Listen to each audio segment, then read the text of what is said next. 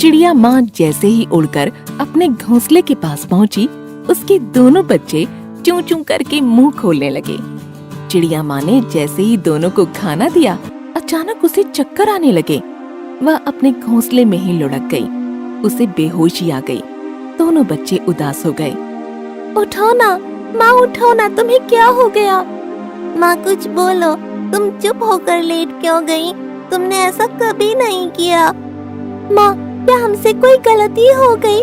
हम तुम्हें परेशान नहीं करेंगे, तुम्हारा कहना मानेंगे।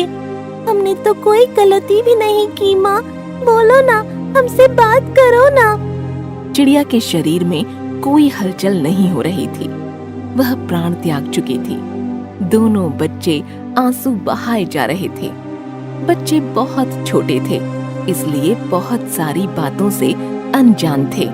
कुछ देर बाद उन्हें पास की डाली से भी दूसरी चिड़िया के बच्चों के रोने की आवाज आने लगी। एक चिड़ा पास में बैठकर उन्हें चुप करा रहा था। पिंकू देखो, वे बच्चे भी हमारी तरह ही रो रहे हैं। ऐसा लगता है कि उनकी माँ भी नाराज हो गई है। पिंकू, ऐसा पहले कभी नहीं हुआ।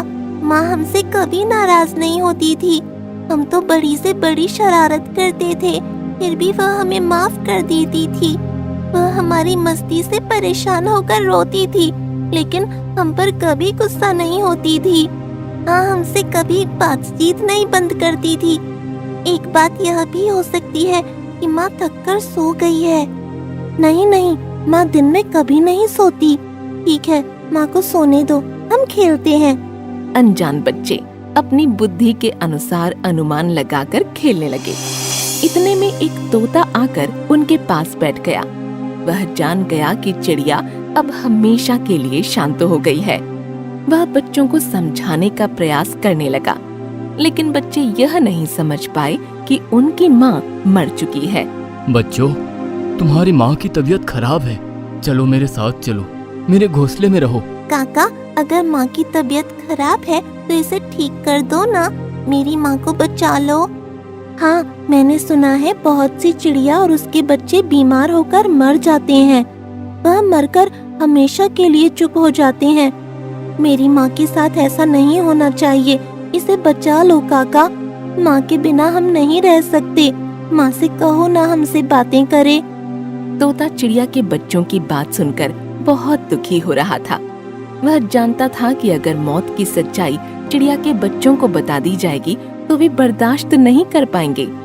वह उन्हें बहला फुसलाकर वहाँ से लेकर एक दूसरी चिड़िया के घर में चला गया। दूसरी चिड़िया ने इन दोनों को देखा तो नाक सिकोड़ने लगी।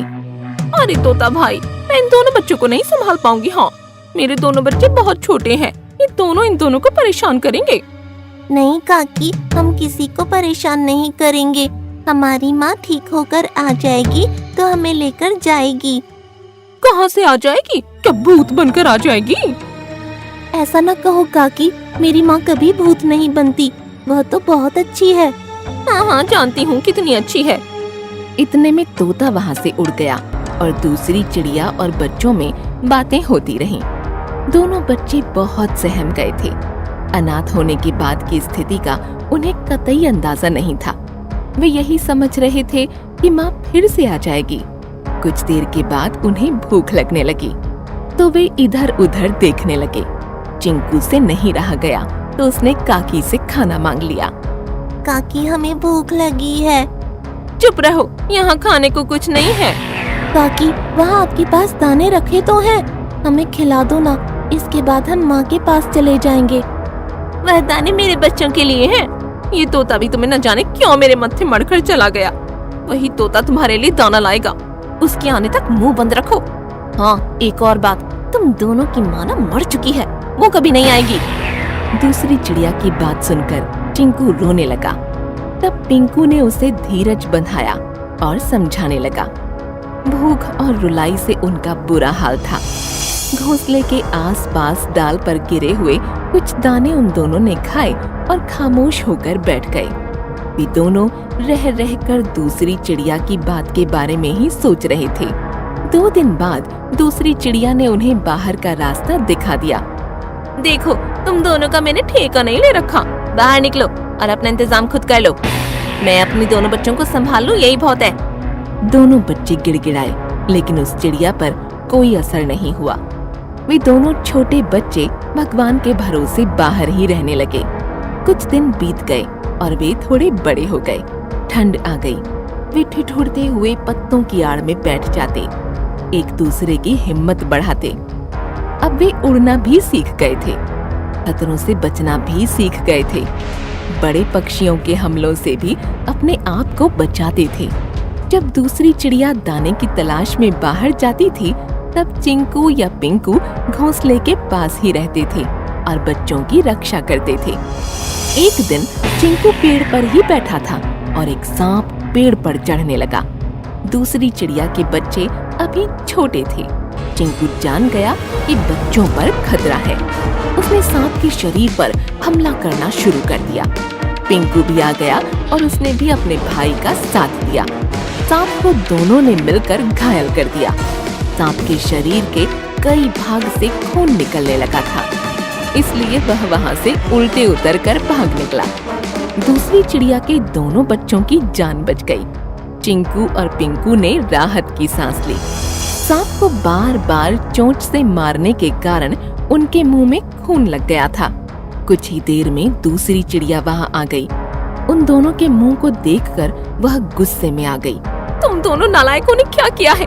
तुम्हारे चेहरे का खून बता रहा है कि तुम दोनों ने दुश्मनी निकालने के लिए मेरे बच्चों पर वार किया है। नहीं नहीं, हमने ऐसा नहीं किया, हम तो सांप। चिंकू के इतना कहते ही दूसरी चिड़िया ने उड़कर चिंकू पर झट से वार कर दिया। पिंकू ने दूसरी चिड़िया को रोकना चाहा, लेकिन वह वार करती रही। उसने पिंकू पर भी वार किया। तुम दोनों ही सांप हो, मैं तुम दोनों को मार डालूंगी। इतने में तोता उड़कर आ गया और उसने चिड़िया को रोक दिया। चिड़िया, तू एक नंबर की मूर्ख है। अरे विचार किए बिना ही, सच्चाई जाने बिना ही इन दोनों बेचारों को शाबाशी देने की जगह मारने लगी। अरे इन्होंने तो तेरे बच्चों की जान बचाई है। अगर ये दोनों ना होते तो सांप आया था, वो तुम्हारे बच्चों को खा लेता। अरे तूने इन्हें भले ही निकाल दिया, लेकिन ये सच्चे वफादार निकले। दूसरी चिड़िया यह सुनकर चौंक गई। घोंसले के पास गई तो दोनों बच्चों को सही सलामत देखकर अपनी करनी पर पछताने लगी। मेरे बच्चों, मैंने बहुत बड़ी भूल कर दी। हाँ, नासमझी में देव को दानव समझ बैठी। मुझे माफ कर दो मेरे बच्चों। तुम दोनों तो हीरा हो, सच्चे लायक हो। मैंने तुम्हारी कदर नहीं की थी, लेकिन आज भगवान ने मेरी आंखें खोल दी। आज तुम दोनों के कारण ही तुम्हारे दोनों छोटे भाई सही सलामत हैं। मैं तो तुम्हारी माँ बनने के योग्य नहीं हूँ, लेकिन वह माँ धन्य है जिसने तुम्हें जन्म दिया। काश तुम दोनों मेरे बेटे होते। हमें अपना बेटा बना लो ना माँ। चिड़िया की आंखें भर आईं। उसने बड़े गर्व के साथ दोनों को अपना लिया। आज मुझे नाज है कि मैं तुम दोनों की भी माँ बन गई। यह मेरी बहुत बड़ी खुशनसीबी है। अब मेरे 4 बच्चे हैं। इस बात की मुझे अपार खुशी है। चिंकू और पिंकू प्यार से अपनी नई माँ के करीब आ गए और उन सबको एक नई सुंदर दुनिया मिल गई।